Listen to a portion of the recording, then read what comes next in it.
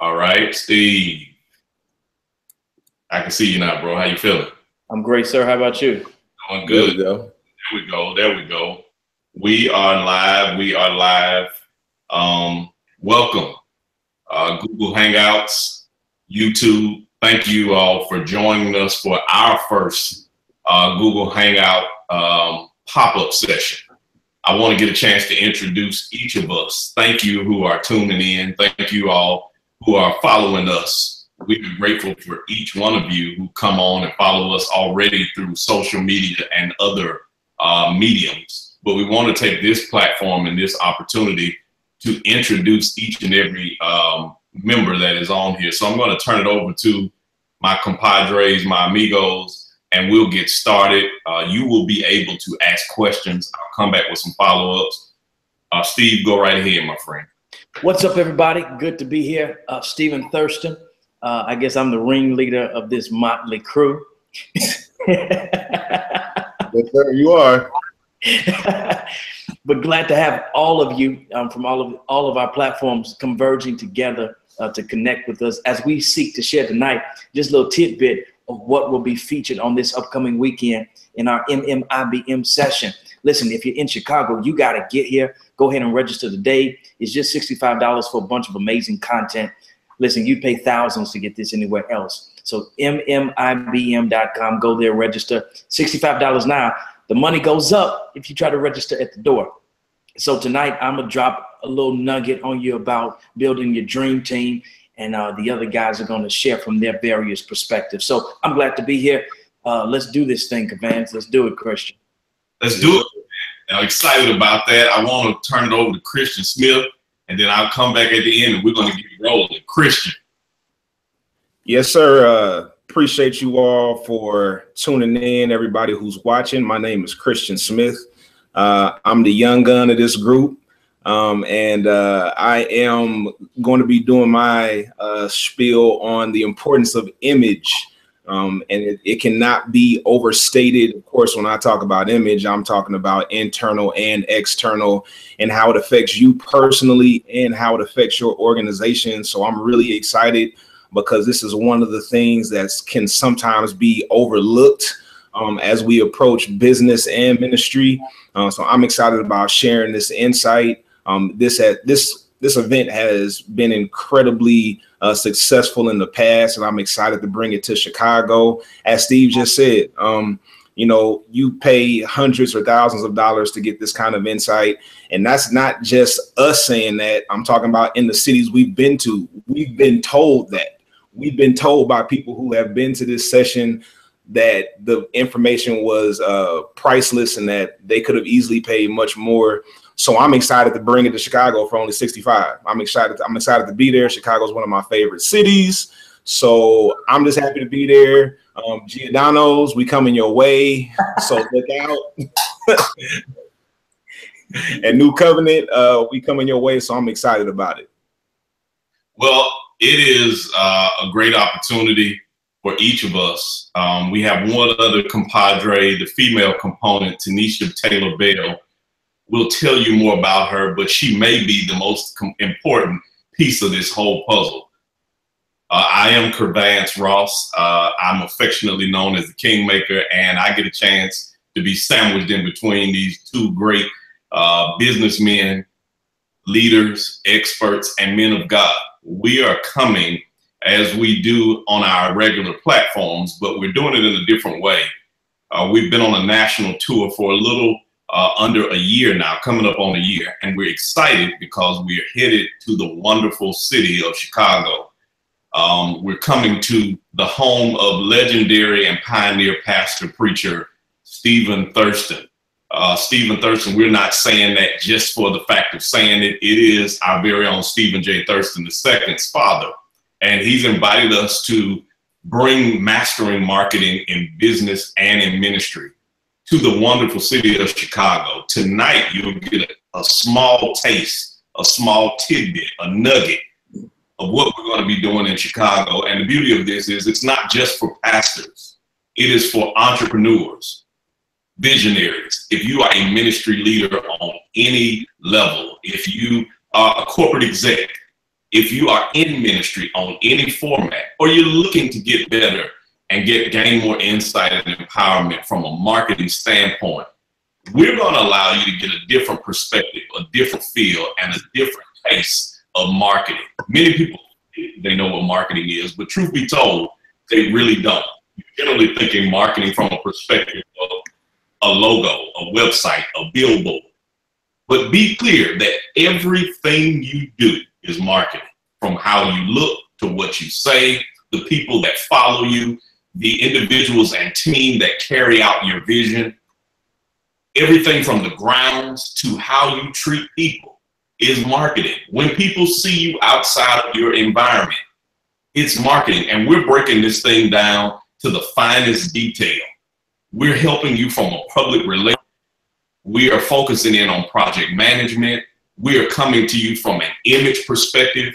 We're also going to cover the marketing, the branding, and the development, and how to put a team together. And there are 4 of the nation's leading experts in every component and field of that. And tonight, we're just going to give you a small piece of it, some small nuggets. You'll be able to chime in, ask a few questions, and you'll be able to know how to register or bring it to your particular city. So I want to give Steve an opportunity, because we're coming to his hometown. Chicago is his city.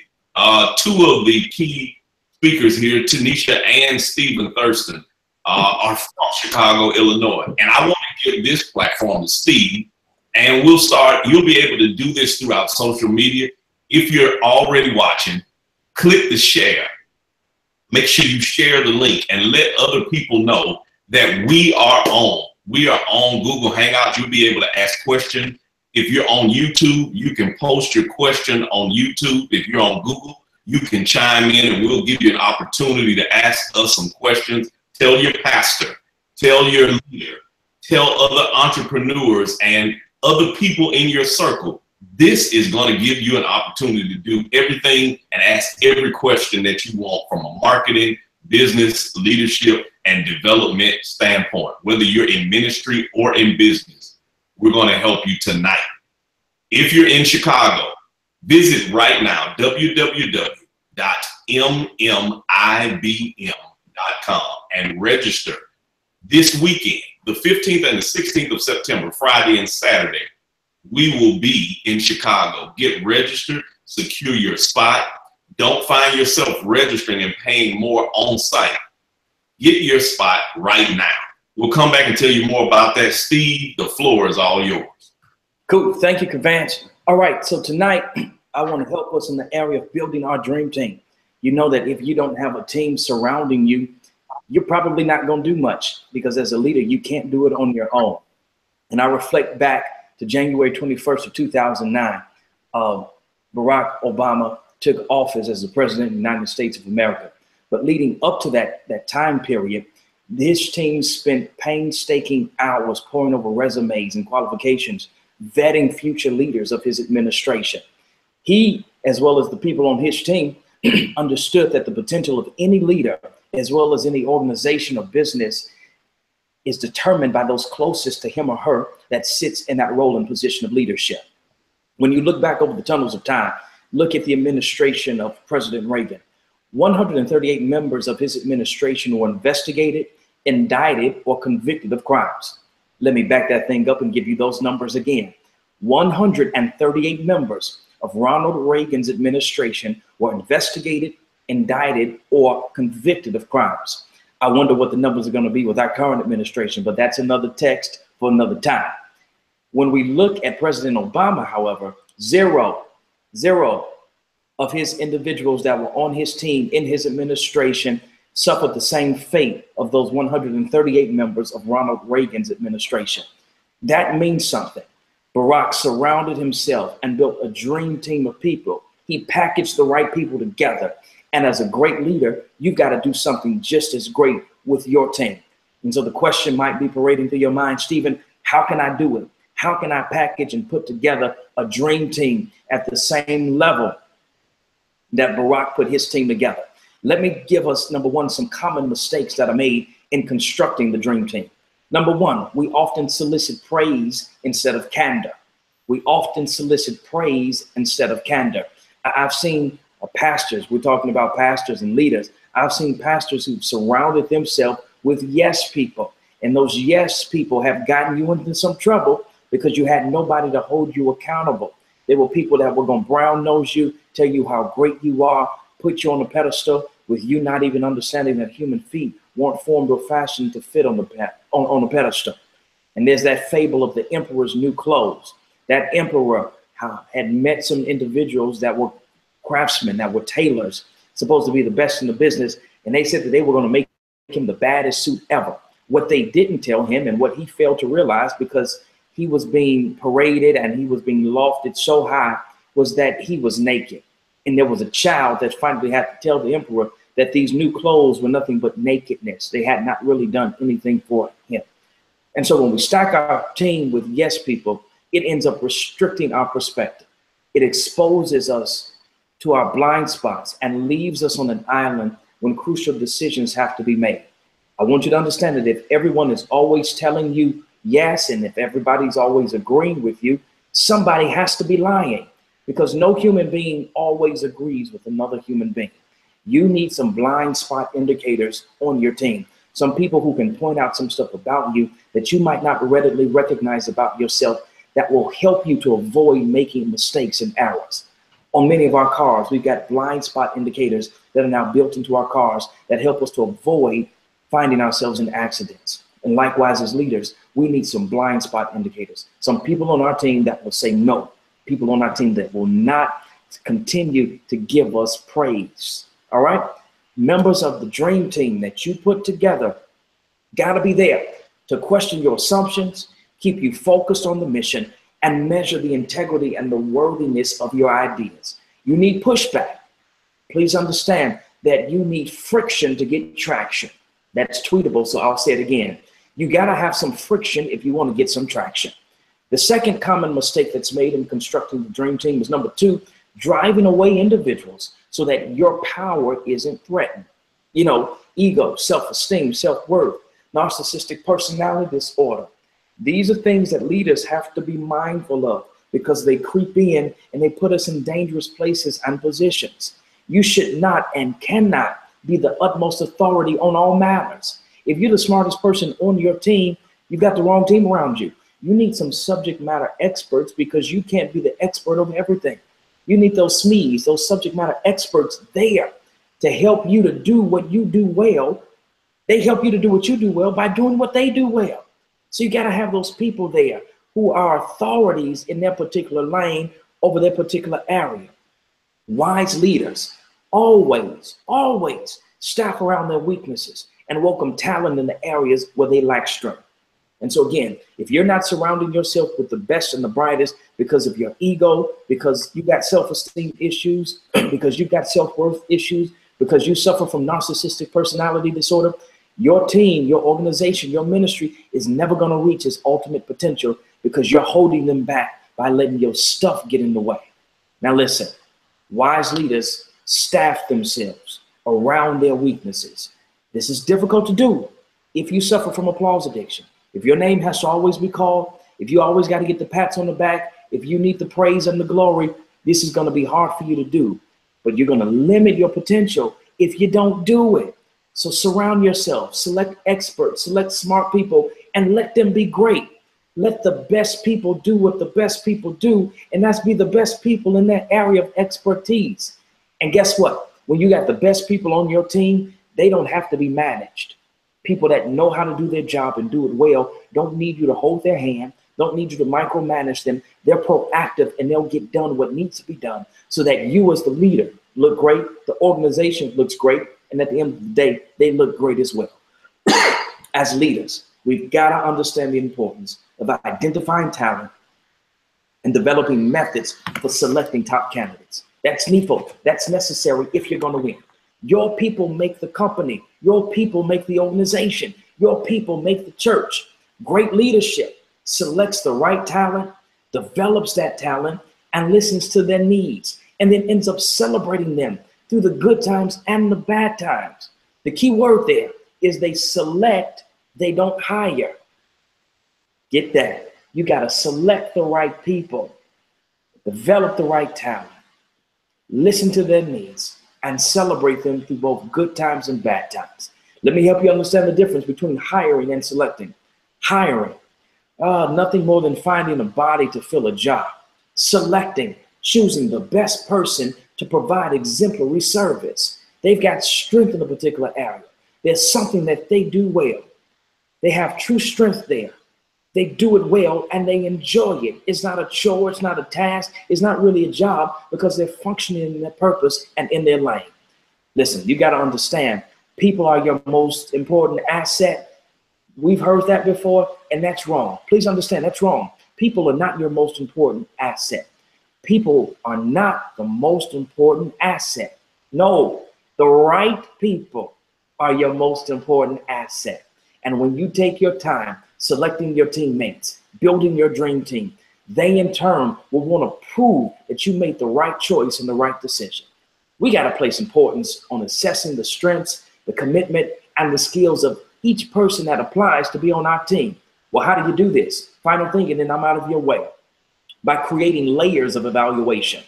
You've got to define the core values of your company, of your organization, of your business. You have to know who you are and your true purpose as a company, as an organization, as a business, even as a ministry.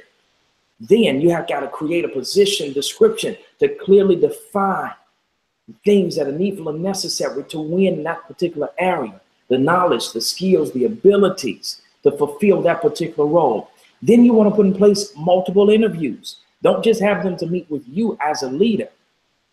I liken it to an athlete coming into the NBA. They meet with the coaches, they meet with the people in the front office, they meet with the trainers, they even work out with the team. Have some layers to the interview process. They probably won't be working right arm with you. They're going to be connected with other people. Let other people that they'll be working with get a feel for them. See if they got the right energy, the right vibe, if they click with the culture of that organization. When you create these layers of evaluation, it causes that new hire, that new team member to feel that leadership has invested in getting to know them. Those are just some quick nuggets on how to build your dream team. There's a whole lot more that you can experience if you make it to MMIBM this Friday and this Saturday. I'm going to be dealing with project management as well as some dynamics for how we can build dream teams. That's it. Kervance, back over to you, sir. Man, I'm blown away because many of us don't recognize the impact of what teams look like. And truth be told, it's a challenge for a lot of people, Steve, because they feel like if I allow other people on my team to have authority and to have power, it minimizes my effectiveness. And these are mindsets, perspectives that generally allow churches, ministries, businesses, and organizations to never reach their full potential. And these are things that we're talking about this weekend and have been talking about along the tour. Can you tell us possibly some things that cause leaders to find themselves in a position where they don't allow the people that they've hired or the experts that they've put in place to operate at their optimum level? Is it something with the leader? Is there something that the team should do differently? Or is it a mix of both, Steve? A lot of times it's a mix of both, but if we do a root cause analysis, it's often something in that leader. Okay. They've suffered some hurt, some pain, some people in the past that they've hired that they had great expectations of. They didn't meet the expectation. And so now they want to micromanage. They don't want to delegate. They want to take control for themselves. They figure if it's going to get done, it has to be done by me, if it's going to be done right. And they end up not trusting the people that they've hired, the people that they put in place and in position. And so they end up transferring issues from the past onto new people, not distinguishing between checked baggage and carry-on baggage. And so they bring that carry-on baggage and that baggage, rather, that should be checked, they carry it on to the next new hire, to the next person that they bring on the team. And that person's not guilty. And so that new person now has to pay a bill that they never created. Wow. This is the kind of information that we'll be giving out in Chicago. I'm encouraging every pastor that can get to Chicago, that is around the Chicago area. If you're in Indiana, if you're in Michigan, if you're in Wisconsin, this is worth the $65. It's 2 days. Friday and Saturday, the 15th and the 16th. We are always pouring out, and our desire is to, as Steve would always say, change what is within so that we can ultimately change what is around. And the way that we're going to do this is going to do it from an organizational standpoint. Many times we think that we're the only answer. We think that we have all of the answers, or we're afraid to go find those answers. And when we're talking about marketing, when you're looking at marketing and creating value in the eyes of the people that you're trying to target and exchange what you're delivering so that they see it and want what you have, you got to start with a solid team. And this is one of the things that we're encouraging you to bring your ministry team, bring your organizational teams. If you're a nonprofit, if you're a visionary, if you're a pastor, if you're a ministry leader, go right now to www.mmibm.com. Register your entire team. Friday and Saturday, we'll be pouring out information. We'll be doing plenary sessions where you'll have a panel discussion and be able to ask us questions. We'll be doing seminar and workshop components. We'll also have one-on-one classes and breakout sessions so that you'll be able to interact and get your particular dynamic answered, your concern addressed, and allow yourself to lead with pieces, tools, and tidbits that you can apply immediately. It's only $65 and you get lunch. You can't beat that anywhere in the country. I'm going to come back to Steve, but I want to make sure that I turn this over and allow you to get another component of mmibm.com and the mastering marketing in business and in ministry. Kristian Smith is an image consultant extraordinaire. Not only is he a great preacher, not only is he a great entrepreneur and mogul, but his specialty is creating image for corporations, for organizations, and for people. And I want to turn this platform over to him and give him the stage to be able to help you with image, because many of us don't recognize how important our image is. Many of us have not recognized that our image speaks even before our words do. And I'm going to tap right into that. I want Kristian to take the screen, take the scene, take the platform, and go for what you know. Sir, Kristian, it's all yours.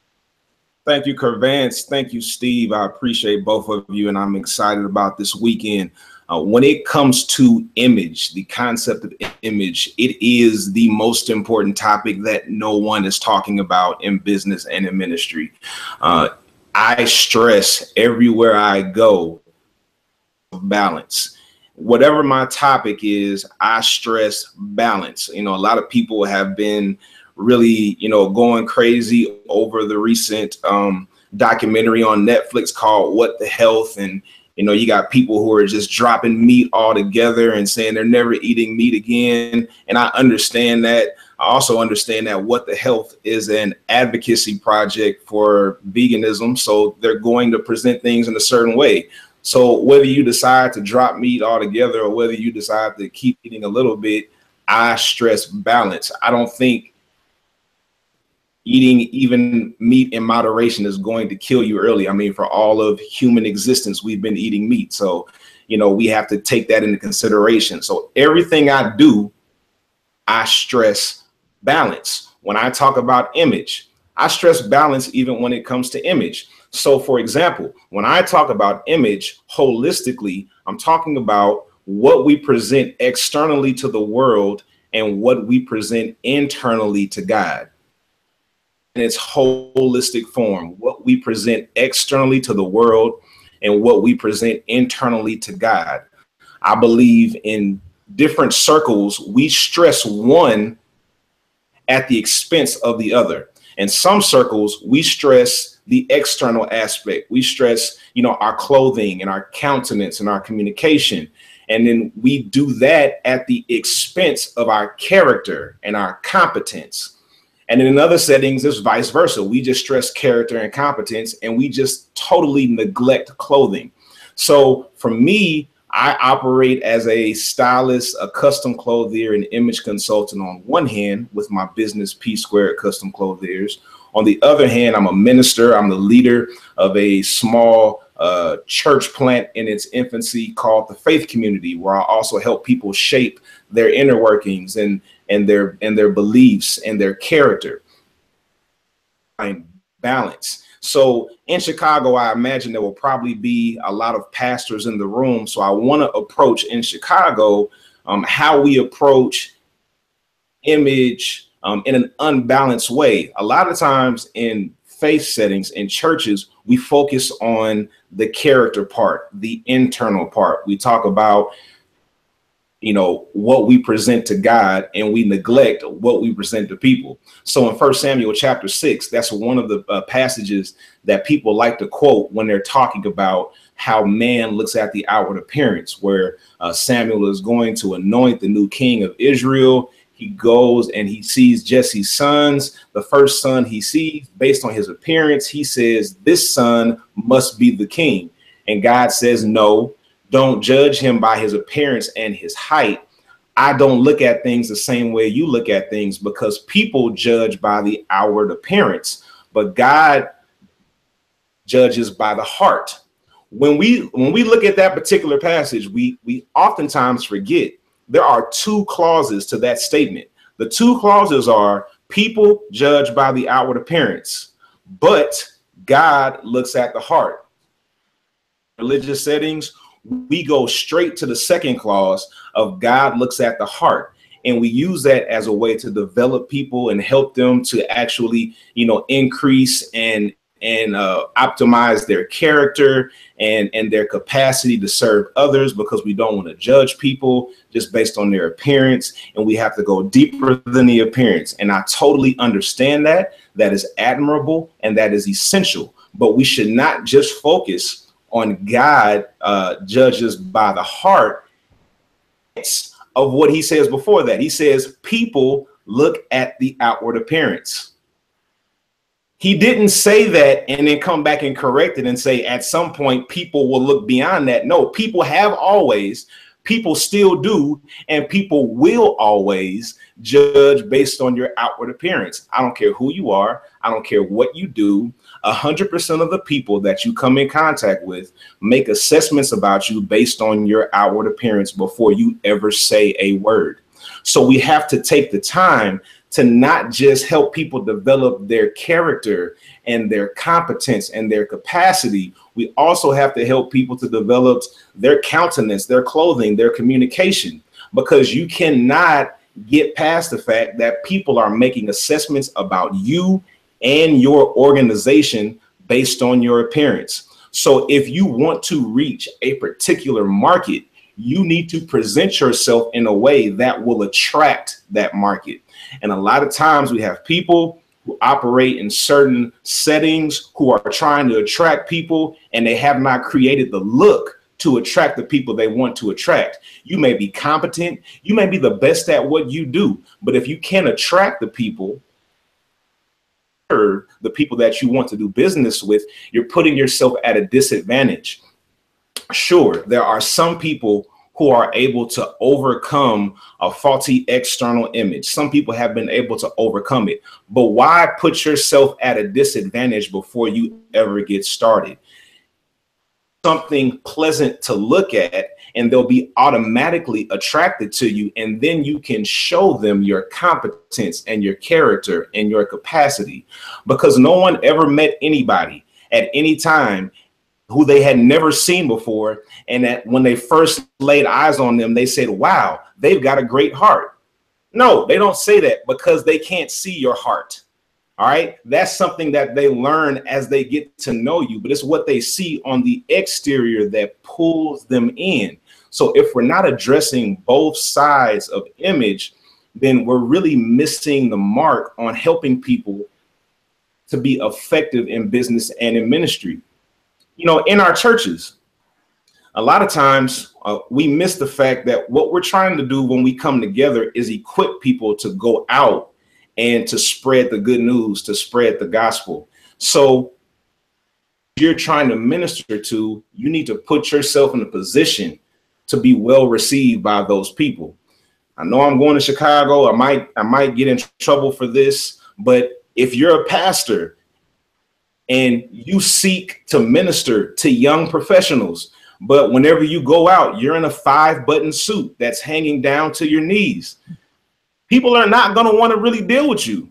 They're going to look at you and immediately think, okay, this dude is just like a preacher, a clown, whatever they're going to think. Now, I know I've been in church all my life. I know you're not a clown, but people who haven't been in church, who you claim you want to reach, when they see you, likely make those assumptions, and those assumptions may be incorrect, but you have put yourself in that position, because people do not just automatically sense the type of person you are just by looking at you. I give you a great example of how somebody can misinterpret who you are based on your appearance from a story from my own life.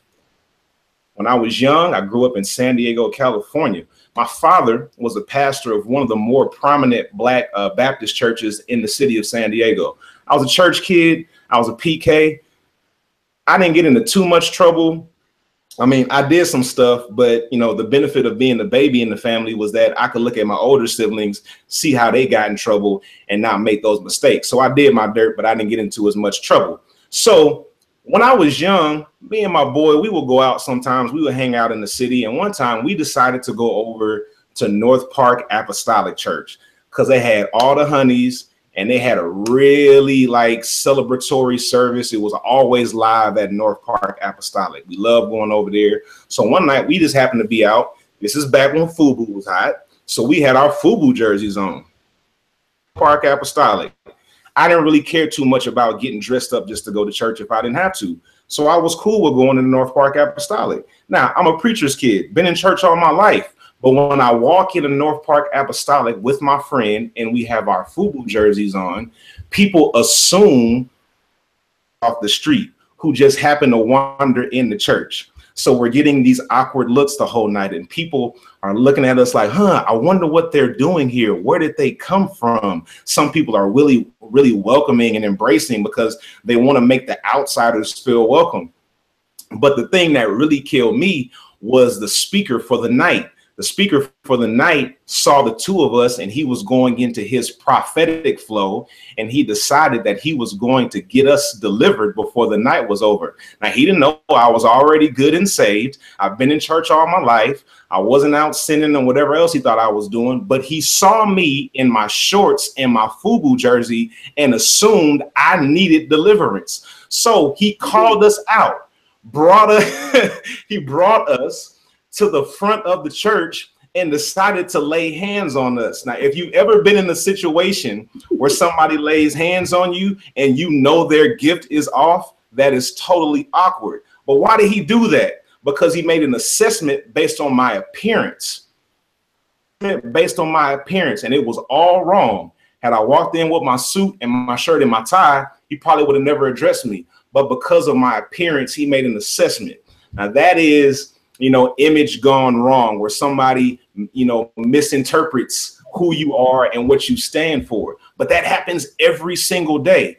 And no one is immune to that. No one is immune to the importance of image. Not even Jesus was immune to it. And Friday and Saturday, I'm going to go deeper into how not even Jesus was immune to it. So if you want to be a part of this, I encourage you, please sign up. You don't want to miss it. It's going to be amazing. Join us Friday, Saturday, Chicago, New Covenant Baptist Church. Kervance, you got it, man. Oh my God, this is blessing me, and I'm with these guys all over the country. The crazy thing is, as young preachers, as young entrepreneurs, as young businessmen, and all of us who've grown up in church have helped develop ministries in what you would call mega, as well as, and I hate to use the term mega because every ministry is mega within its own context. But we have probably amassed more than 50 years of ministry experience. And it is crazy that we go in with an eye that is often helping to cultivate, develop, and often we are ministering in ministries all over the country. And to have a circumstance, a situation, or a reality where pastors' kids, all of us are preachers' kids. And this dynamic puts us in a position where, as Kristian says, based off of how people see you, whether positive or negative, they judge you off of their visual perception. And with this, Kristian, I want to ask you, how is it that your image affects how people receive what you say? And should your image be simply professional overall, or is there a difference between professional in different industries or different institutions? Does this change? How should we define image, and how do we make sure that our image is appropriate for the industry or market that we're focused on? Absolutely. Great question. And it's something that I'll definitely address this coming weekend, because it's not the same thing across the board.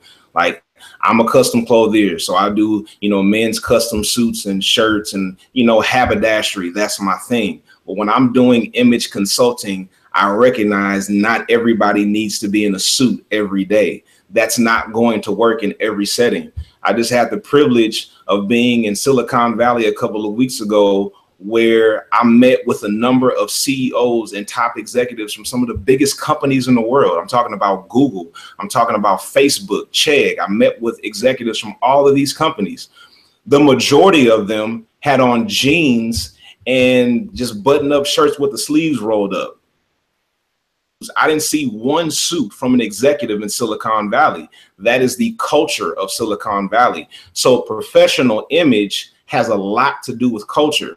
Now, if you go to a place like Washington, D.C., people are much more dressed up. They have on a suit, shirt, and a tie. So depending on where you are and in what city or what region you operate, and also what industry you're in, that will determine how you should present yourself. If I'm going to a networking event as a custom clothier, I can't walk in khakis and a polo shirt, because that does not represent my brand well. But if I work in IT, so we have to know what we're trying to present, target, and then how our image and our appearance should align with those things. And this is priceless stuff. I cannot push the importance of you all if you are in Chicago, Illinois, anywhere, north, south, east, and west. If you are in Michigan, if you are in Indiana, Wisconsin, if you can get to Chicago, you need to be in the house this weekend, September 15th and 16th, Friday and Saturday. We will be bringing the tour to Chicago, Illinois. New Covenant Missionary Baptist Church, pastored by legendary and pioneer leader Stephen J. Thurston. Dr. Stephen Thurston is one of gospel preaching's greatest leaders, greatest pioneers, and we're honored that he has invited us to facilitate this in his church for pastors, entrepreneurs, leaders all over the Chicago area. You will get a chance to have one-on-one sessions and opportunities to be taught by experts, industry leaders. Kristian Smith, you've heard what he's had to say from an image perspective, and he's probably sparked some of your interests, some of your thoughts, and some of your concerns. You'll get a chance to hear from Stephen J. Thurston II when it comes down to project management, when it comes down to leadership. And our third partner, who is probably one of the most important compacts or pieces of this component, Tanisha Taylor Bell. We call her affectionately and truthfully the Olivia Pope of PR. When you're talking about, if you've ever watched Scandal, Olivia Pope goes and cleans up every situation and circumstance. And he's the real live Olivia Pope. Public relations is allowing you to make sure that you control the message that you send out to the media, that you can do it internally first. And in the event that you're not doing it internally, how do you clean it up, control it, and get around it? She'll be able to help you do that in our session and in our tour. If you're saying, Kervance, how do I get registered? How do I get in the building, secure my spot? Well, number one, space is limited. You visit www.mmibm.com. Register now. Register your entire team. If you're watching this, particularly if you're on Facebook, if you're on YouTube, or if you're on Google Hangout, you just hit the share arrow and share this with every medium. Email it, text it, get it to whoever you need to get it to, because this information is priceless. Some of you have been posting and saying, hey, we want to bring you to our city. Go to www.mmibm.com. We're going to tell you how to get in touch with us right before this session is over, and we're going to open up the platform to allow people to ask questions. But I want to be able to give you this perspective from a marketing, branding, developmental leadership point of view. There is a story told here in the state of Georgia, in a little town, about a mental institution. And this mental institution has a very interesting exit exam. When they get ready to think or put into place, believing that a particular patient is on the road to recovery, and they're almost to the point where they're going to be released from the institution, they have a controlled environment that looks like a kitchen, a simulation environment. It's a kitchenette environment, and what they will do is they send the orderlies in. And when they send these orderlies in, they turn the faucet on in the kitchen simulation. They put the stopper in the faucet, and they allow the faucet through the water to build up and fill the kitchen sink. When it fills the kitchen sink, they allow it to flood over to the countertop, and then they allow it to flood onto the floor.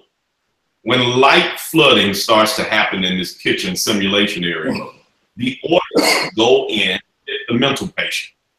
And when they bring the mental patient into this simulated environment, they hand the mental patient a mop. If the mental patient has the wherewithal to first go over to the kitchen sink and turn the faucet off before mopping up the water, they recognize that they can start moving this mental patient back into normal society. But if the mental patient starts mopping the floor up without turning off the faucet, they recognize that they may need to add some padding to his cell. They may need to give him a few more medications and sessions in his or her time frame, because they are not prepared to move back into regular society. As comical, as humorous as that may be, the German physicist Albert Einstein says that anytime we are doing the same thing, expecting different results, we are operating and exercising insanity. And in many of our ministries, in many of our organizations, in many of our businesses, we have picked up the mop and started to clean up the water, as opposed to going to the source of the problem and turning it off and then trying to make the cleanup process. From a marketing, branding, and leadership standpoint, although many of us are always thinking that marketing is about getting a pretty website and getting a new logo, putting up a billboard and putting our name and plastering our image all over social media, when it comes down to the source, doing the website is your mop and simply cleaning up the water while the faucet is still running. Redoing your logo is the mop, still mopping up the water and the faucet is running. Putting a billboard out there, again, is the mop. Striking the floor and trying to clean up the water without getting to the source. But my question to you and my challenge to you from a marketing standpoint is, how have you treated your staff, and how does your staff treat its people? Whether you're a ministry, whether you're a business, whether you're an organization, if we break each component down, if you're a church and you're telling people that you're focused on community, you're focused on youth and millennials, and your ministry does not like anybody who does not come in a shirt, in a tie, in Berkshire pantyhose, and a head cover, you are not focused on the source of the issue. If you're talking about you're helping millennials and now you're just making a new website, you've got to get to the source and cut off the faucet and recognize you've got to make sure that you're marketing exactly who you are. If you really don't like millennials, don't think that a website is going to draw them. If you're not really interested in the community, Don't think that a logo or a giving campaign is going to change that component. How is it that you see yourself, number one? This has to be an internal, introspective look. Am I the person that I'm marketing? Is it me that's causing our ministry to not be effective? As a pastor, as a leader, are there things that I'm doing that are keeping us from being able to target our market? Am I in a biased perspective? Am I uncomfortable? Am I not giving my team all the tools necessary? Is my image a drawback? Is my image a deterrent? Because it does not matter what we do to create the image that you want. If you can't live up to the image that's created, the marketing will not be effective. If it is your business, if you're an entrepreneur, what most people don't recognize about branding, branding is not what you say you are. Branding is the experiences and the interactions, the information that other people say that you are. If you say that you're friendly, if you say that you're customer service driven, but the masses say that you have poor customer service, that you don't know how to treat anybody, that they have not seen you smile since the crash of 1920, you are not a friendly customer service environment. People are branding you by the experiences, encounters, and information that they've had with you. This is important when we're talking about marketing and branding because it cuts to the core. It allows us to get to the source. It allows us to focus internally first before we focus externally. Internal focuses in on integrity. The external focuses in on target marketing. But we've got to figure out, are we who we're trying to attract? This is much like a relationship. You can't say the kind of man that you want to marry. You can't say the kind of woman that you want to be in a relationship with and say you're trying to attract that person if you are not the person that attracts who you say you want. You've got to work on these things first. How does my breath smell? Am I well grown? Am I a person that interacts well with people? Can I live with myself? Why would I invite somebody into my home if I don't like living with me? Why would I spend time dealing with somebody if my attitude is nasty towards me? And more importantly, how can I love somebody who I don't love? These same components transfer into ministry and into business. You don't even believe the product that you're selling. You wouldn't go to your church on Sunday morning if you weren't preaching. You wouldn't be a part of your organization if you had not started it. We've got to start looking internally and say and consider, are we, am I, do we fit the dynamic that we're saying we want people to be attracted to? Would a millennial come to your ministry? Are you preaching a message that gets to the target market? And more importantly, do you know who you're targeting? Yes, the gospel is free to all, but your ministry is specific to some. Again, you can tweet that. The gospel is free to all. Your ministry is specific to some.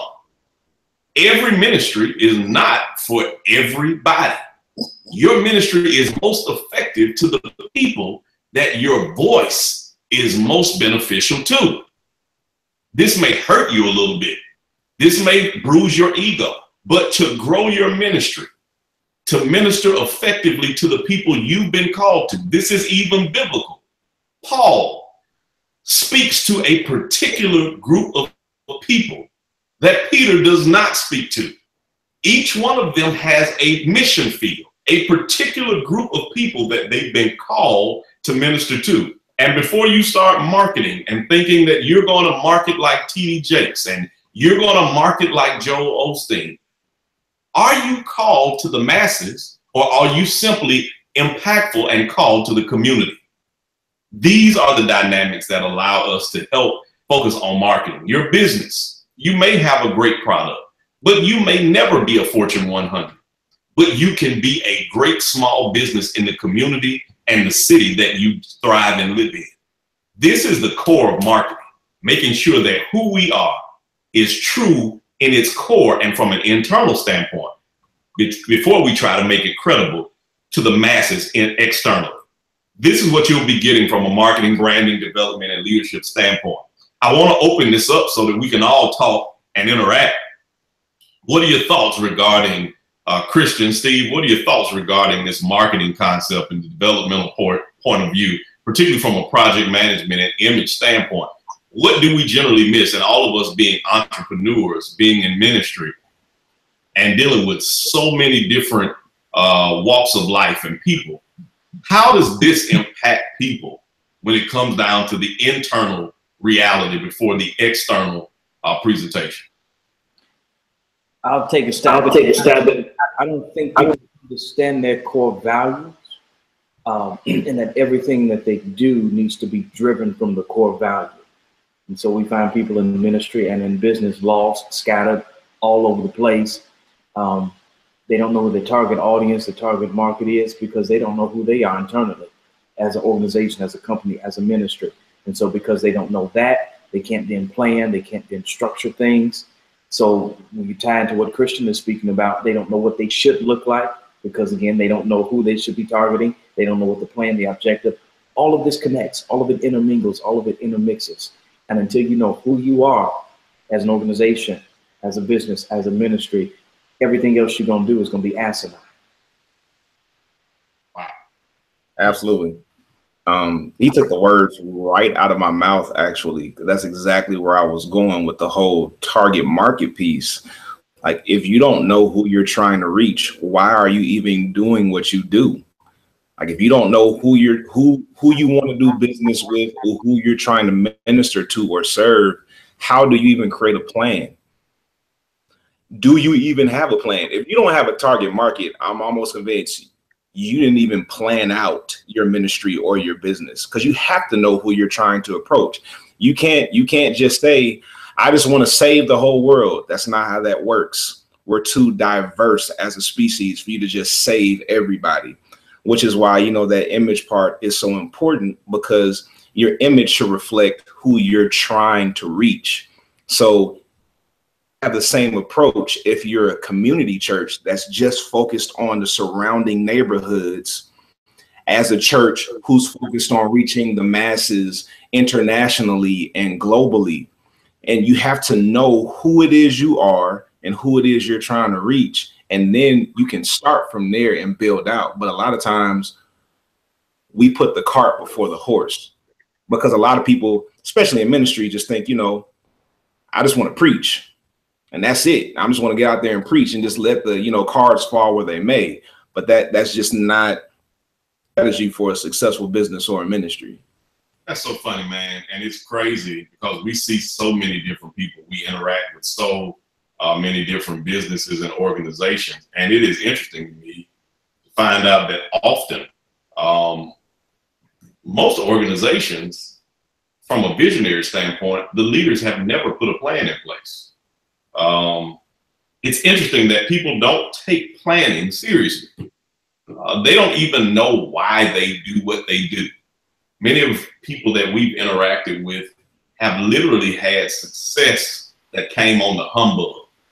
They have run into a wall now, or run into a ceiling or a cap, and they're reaching out to many of us because they did not plan at all. And now that they've come to a point where their gift or their talent won't get them over, they're not trying to figure out, how do we make this work? Many of us have worked in ministry where the minister and the pastor has been in ministry for 20 years and now still trying to figure out how to operate and organize a team, who they're targeting, what their message is for. And they are really, in some cases, evangelists who have just doubled as pastors. And they would much rather be on the road preaching to people as opposed to leading people, not understanding there's a totally different dynamic between pastors and leaders. On the flip side, we know that there are business people, corporate individuals, what they call now entrepreneurs, who are very effective on the inside of somebody else's organization and work well helping people, organizations grow. But because they've been fed up, now they make the decision, I want to be an entrepreneur because I want to be able to call my own shots and get up when I want to get up. They haven't thought about the fact that you kill, and if you don't kill it, you don't eat it. If you don't go out there and put the plan in place, many of us, all of us have run into that place where we've been grinding and the money wasn't there. But we took all our time to put the plan in place. We've gone into organizations where the money was there and they had no clear dynamic on where they were going from here. So that planning, that marketing, that strategy is so important. And these are the things that we're going to be targeting. These are the things that we're going to be focused on. And these are the things that we're going to be speaking about at www.mmibm.com.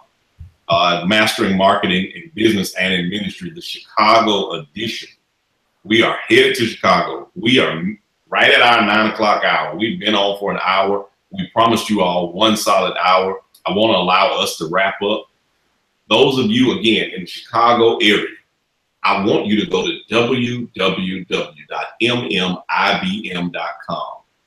Log in, register, $65 this Saturday, September 15th and the 16th, 2017. We're headed to the city of Chicago, the Windy City. We'll be bringing Mastering Marketing in Business and in Ministry to New Covenant Missionary Baptist Church, hosted and pastored by Dr. Stephen J. Thurston. We will be there. Space is limited.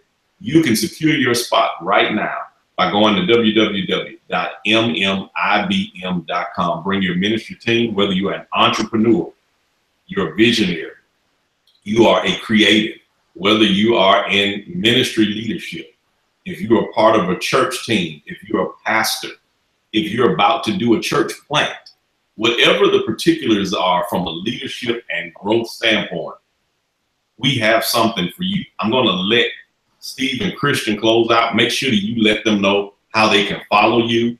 Make sure you let them know anything that you want them to know about what you do and how you can impact people. Give them a closing statement and let them know why they definitely need to tune in and be in the place in Chicago.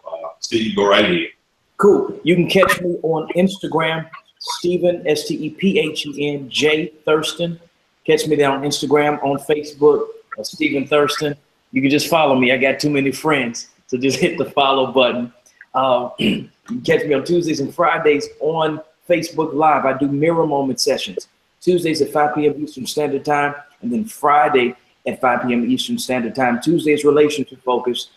Friday is leadership focused. And then if you want to follow me on Twitter, Faith, Faith under UNDER, the number 40, Faith under 40. That's where I am on Twitter. You want to be at this session on this upcoming Friday and Saturday, because nowhere in this country will you get this level of content and substance that you can apply to your context, large or small, church, entrepreneurship, nonprofit, whatever the case. All of this information is palatable. You can plug it right into where you are, regardless of your context. And just for $65, look, to book me alone, it would cost you a whole lot more than that. And so you're getting 4 amazing talents for $65 plus lunch. You better have your tail there on Friday and Saturday. You can't miss this. And we're doing this because we love you and we want to see people grow. That's what I like about being connected with these guys. We just want people to be better. We want them to grow. So you got to be there Friday and Saturday. Register right now.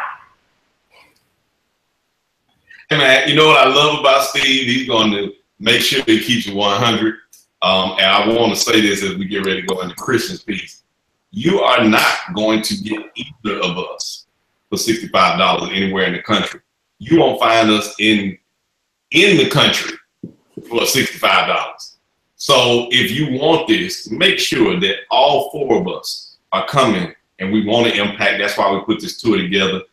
Make sure you register, get it. Kristian, it's on you, friend. Appreciate it. You can catch me on Instagram and Twitter at Kristian Smith 02. That's Kristian with a K, so don't spell it CH. It's KRISTIAN, Kristian Smith 02, Instagram and Twitter.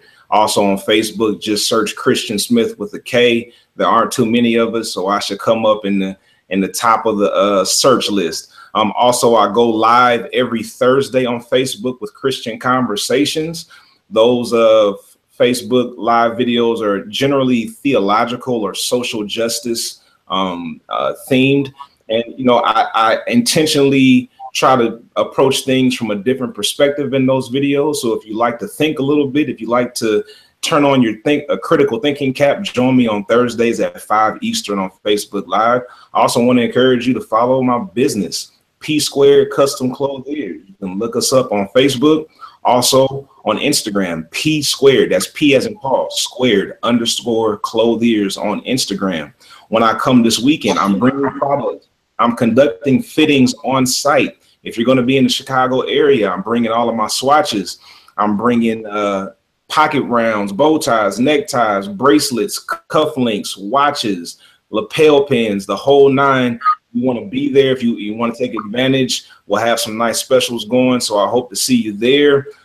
Come ready to be enlightened. Come ready to think. Come ready to ask questions. Come ready to grow, because this thing is really about to be impactful and shaping where you go from here. We're not just coming together for an emotional high, and then when you leave the conference, you go back to doing the same stuff you did before. No, we are coming because we want you to make adjustments as you move forward. We want you to make adjustments that will take your ministry to the next level, whatever that level is for you. It may not be getting more members. It may be something totally different. Whatever that next level is for you, we want to help you get to that point. So come join us this weekend in Chicago. Wow. I mean, all I can is if you're not in the building, you really don't. You're not serious about your ministry. You're not serious about your business. Let me pitch Tanisha Taylor Bell. You can follow her. Her name is Tanisha, TENISHA, Taylor, TAYLOR, Bell, BELL. You can find her on Tanisha T. Bell on everything social media, Twitter, Instagram, Facebook. Follow her. If you're serious about PR on a major level, she is the PR media expert. There is none better in the country than Tanisha Taylor Bell. She'll be in Chicago with us at Mastering Marketing and Business and Ministry. Myself, you'll be able to follow me everything social media. Kervance, only one in the world with that name, is going to make it very easy for you. KERVANCE. D Ross. You'll be able to find me on Facebook, but I'm maxed out with friends, so you can follow me under Kervance D Ross, or you can go to the public page where it's just Kervance Ross, and you can follow there. Everywhere else, it's I am Kervance Ross. Instagram, Twitter, and you can find me on LinkedIn. I'm coming, and I'm excited. You'll be able to see me on Instagram as well as Facebook Live on Wednesdays and Fridays. I come on Wednesday with Wisdom Wednesday. It's all ministry focused, meeting the needs of people. And we come from a purpose, greatness, and success point of view. Wednesdays at 5 p.m. EST. And you'll catch me on Fridays at 5:30 p.m. on Facebook for the Kingmakers Corner. And it's all about leadership and business, marketing, development, and growth. Everything from a business and a leadership standpoint is what I cover. We will be there. I will be there facilitating classes, giving you the one-on-one sessions. I'll also be bringing my brand new book. We're still in pre-order. It won't be released for another 2 weeks, and I'll have copies specifically and particularly for Chicago, Illinois. Leadership for Life. It is the unparalleled guidebook to purpose, greatness, and success in leadership and in life. You'll be able to get your copy, and I'll be signing copies there in Chicago. You can follow our business, KDR Consulting. K as in King, D as in dog, R as in Robert. We are a market firm, and we've been helping major corporations, small businesses, government entities, and nonprofits all over the country for almost 11 years. Make sure that you're following all of those outlets and all of us. We're excited about coming to Chicago. We want you to register. We want you to be there. We're excited about pouring out into you, opportunity to meet you, opportunity to minister with you, and the opportunity to help your business, your ministry, your organization grow to its optimum level of purpose, greatness, and success. We thank you for tuning in. Don't just watch this one and don't share it. Don't find yourself soaking up all this information and only giving it out when somebody squeezes it out of you. I want to challenge you to hit the share button. Share this message on each one of your platforms. Email somebody, text it to somebody. It'll be live on YouTube now and moving forward. Share this message. Meet us in Chicago. And if you want us to come to your city and we're not on your tour path, reach out to us and let us know by going to www.mmibm.com and letting us know you want us to come your way, and we'll give you the information on how to bring us to your city. Mastering Marketing in Business and in Ministry is also on every platform of social media. It's on Instagram, Mastering Marketing IBM. It's on Twitter at Mastering Marketing IBM, and it's on Facebook at Mastering Marketing in Business and Ministry National Tour. Please follow all of us, follow all of our platforms. We thank you for your time. We thank you for tuning in. Chicago, we'll see you this weekend. Meet us on social media. Follow us on every platform. Enjoy your night. Enjoy your week. And whatever time you watch this, make today a great one. We love you. Enjoy. Peace.